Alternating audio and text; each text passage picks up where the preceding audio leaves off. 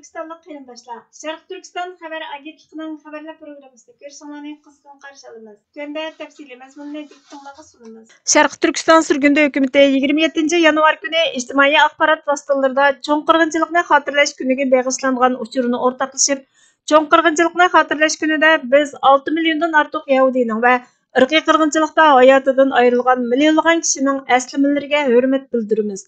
Cho'ng qirg'inchilik qayta takrorlanmasin va'dasiga amal qilish mas'uliyatini kuchlik bir shaklda eslatadi.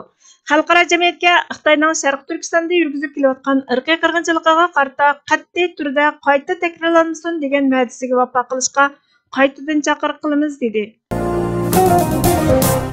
Amerika Avam palatasining boshlig'i Mike Johnson Amerika prezidenti Joe Bidenni Xitoyning Sharq Turkistonda yurgizib kelayotgan irqiy qirg'inchiligiga qarata jazo yurgizishga chaqirdi.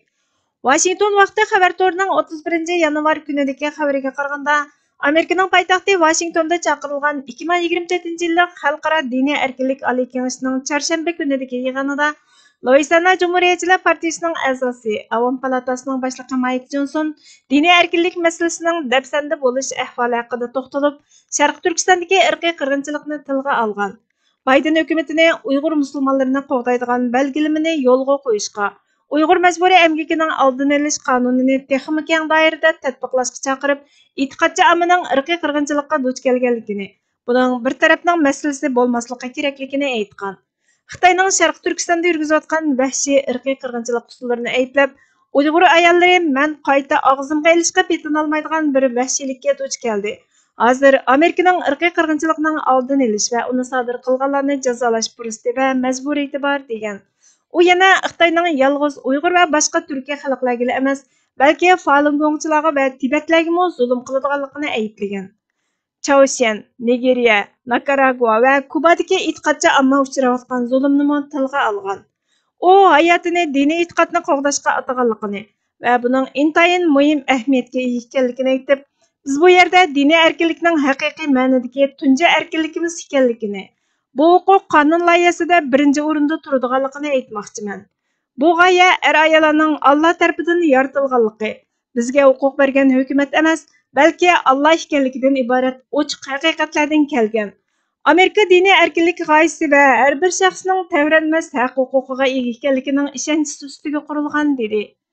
Sharq Turkiston surgundi hukumatining Jumhur raisi Dr. Mantimin Ala apandi ijtimoiy axborot supsi X'da buningga inkos qaytirib, Sharq Turkiston surgundi hukumati Amerika Avam palatasining boshlig'i Mike Johnsonning Biden hukumatining Sharq Turkistondagi Uyg'ur va boshqa turk musulmonlarini Xitoyning irqiy qirg'inchiligidan qo'g'daydigan moddalarni yo'lga qo'yishga chaqirib, buni bir tarafning masalasi emas deganligini qizg'in qarshi oldi. Bu chaqiriq Biden hukumatining yaqinqi 3 yil mobaynida Xitoyni tinchlantirish uchun eg'ir sukut qilayotgan mezgilida o'ttirg'a qo'yildi. Sharq Turkistonda irqiy qirg'inchilik shiddat bilan davom qilayotgan bo'lib, Uyg'urlar ichinishli holda oxirgi nafsini elayotdi. Darvaqa Xitoy amaldorlarining insoniyatga qarshi qilgan jinoyatining javobgarligini surishtirish bir tarafning masalasi yoki kishilik huquq masalasi emas. Bu xalqaro jamiyat tomosha ko'rib, Xitoyning Sharq Turkistondagi Uyg'ur va boshqa Turkiya xalqlarini o'ltirishini davomlashtirishiga madad bergan eng aktiv va yirginishli irqiy qirg'inchilik masalasi. Davomlashayotgan Uyg'ur qirg'inchiligiga astoydil va jiddiy muomala qilmay turib, dunyoning har qaysi joylarida diniy erkinlik yoki kishilik huquq haqida mulohaza qilishning ahamiyati yo'q. Bu irqiy qirg'inchilik yer sharidagi adolatsizlikka munosabatlik axloq va siyosiy andishlarning realligini ko'rsatib bergan sinoqning dal o'zi dedi. Sharq Turkiston surgundi hukumatining tashqi ishlar ministri Salih Xudoyor apandi 31 yanvar kuni Sharq Turkiston surgundi hukumatining ittifoqdoshi Jason Jones apandiga Sharq Turkiston do'stlik ordenini taqdim qildi. O'zini qo'g'day olmaydigan insonlar turining qurg'uvchisi va boshlig'i Jason Jones apandi Sharq Turkiston xalqining siyosiy va kishilik huquqini, shundaqla Sharq Turkistonning mustaqilligini qo'lga keltirish oliyjanob ko'rishini qat'iy turda tavranmay qo'llab kelmoqda.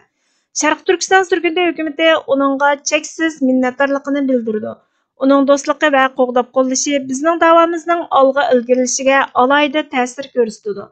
Medalni aslida 2023-yili 11-oyning 10-kuni Washingtonda o'tkazilgan Sharq Turkistonning 9-navbatlik umumiy yig'inida taqdim qilish planlangan bo'lib, kutilmagan ahvollar tufaylidan medal tayyorlash ishi kechikkanlikdan u kuni Jason Jones apandi faqat rasmiy guvohnoma bilan sharaflantirilgan. Vyetnam bilan Filippin talash tartishdagi Janubiy dengizining bexatarligi to'g'risida kelishim imzolagan. Al Jazeera xabar kanalining 30 yanvar kunidagi xabariga qaraganda, Vyetnam bilan Filippin Xitoy tamoman o'zining qilib olmoqchi bo'lgan Janubiy dengizining dengiz bexatarligi masalasida hamkorlashishga qo'shilgan. Filippin prezidenti Ferdinand Marcos Jr.'ning seshanba kuni Xanoyda davlat ishlari ziyorati jarayonida imzolangan bu kelishim ikki davlatning dengiz qirg'oqi muhofazatchilarining talash tartishdagi suvdagi voqealarning oldini olish va uni bartaraf qilish uchun birlikda xizmat qilishini kafolatlantirilgan. Janubiy dengiz Xitoy, Filippin va boshqa davlatlar o'rtasidagi zamin mojarosining markazida bo'lib, Xitoy butkul dengizni degudek o'zining zamini deb da'vo qiladi. Filippin, Vyetnam va Sharqiy Janubiy Osiyodagi boshqa davlatlar dengiz bo'yidagi har xil orol, hadi tosh qatorliqlarni talab qiladi ekan. Har yili 5 trillion dollarlik xalqaro tijorat dengizdan o'tadi ekan. Amerikaning ittifoqdoshlari Filippinlar va Xitoy o'rtasidagi talash tartish yaqinqi oylardan buyon kuchaygan bo'lib, bu oyning 5-ida Xitoy Janubiy dengizda harbiy manevr o'tkazgan. Amerika bilan Filippin o'xshash suvda o'zlarining birlashma manevrini olib borgan.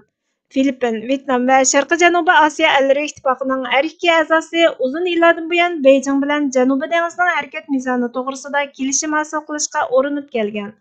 Filippin bilan Vyetnam dengiz hamkorligi kelishimi imzolash bilan birga yemaklik bexatarligi to'g'risida 5 yillik savdo kelishimini imzolagan. Vyetnam Filippinni klimat o'zgarish, yuqum va boshqa tashqi voqealarning ta'siri sababidan 2 million tonnagacha oq guruch bilan ta'minlashga qo'shilgan. Sharq Turkiston surgundi hukumati, Sharq Turkiston Milliy Uyg'unish tashkiloti 5 fevral G'ulji qirg'inchiligini xotirlash munosabati bilan Amerika parlamentini Sharq Turkistonni ishg'ol qilingan davlat deb e'tirof qilishga va Amerika Davlat ishlari majlisining qonun chiqarib, Sharq Turkiston masalalariga mas'ul alohida xodimni tayinlashni talab qilish maqsadida 2024-yili 5 fevral dushanba kuni soat 2 dan 3:30 gacha Amerika Davlat Majlisi binosining yonida namoyish o'tkazishni qaror qildi. Shvetsiya Uyg'ur komitetimi o'xshash kunda soat 1 dan 3 gacha Stokgolmda namoyish o'tkazishni qaror qildi. Sharq Turkistonlik qarindoshlarning namoyishga qatnashib berishi talab qilinadi.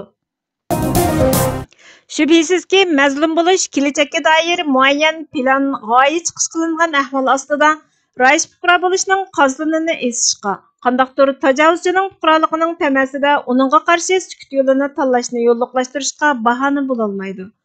Balki mazlum bo'lish ba'zida o'z oldiga bir imtiyozdurki, u insonga zolimni bitchit qilish uchun har turli qarshilikni maydonga keltirish haqqiga ega qiladi. Kollektiv mas'uliyatni har bir shaxs ustidagi majburiyatga aylantirdi. U yana zolimga qarshi vosita tanlab o'tirmasdan har turli qarshilik ko'rsatishni mashru'lashtiruvchi salohiyat ato qiladi.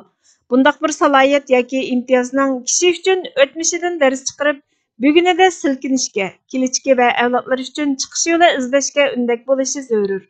Albatta, aksicha holda tajovuzchining hokimiyatini davlatda deb e'tirof qiladigan, u zulm qilmasala bayrog'i ostida xotirjam kun ko'chirish tamasida uningga bo'lgan samimiyatini ostirdan har turli usullarda ifodalab turishga yaraydigan tutumlarga zo'riqish, bugünkidek qatma-qat qirg'inchilik va osmosiya siyosatlarini yo'lga qo'yayotgan tajovuzchilarning tomir tutishlariga bazlanib berganlik, o'yiniga dastlab berganlik bo'ladi.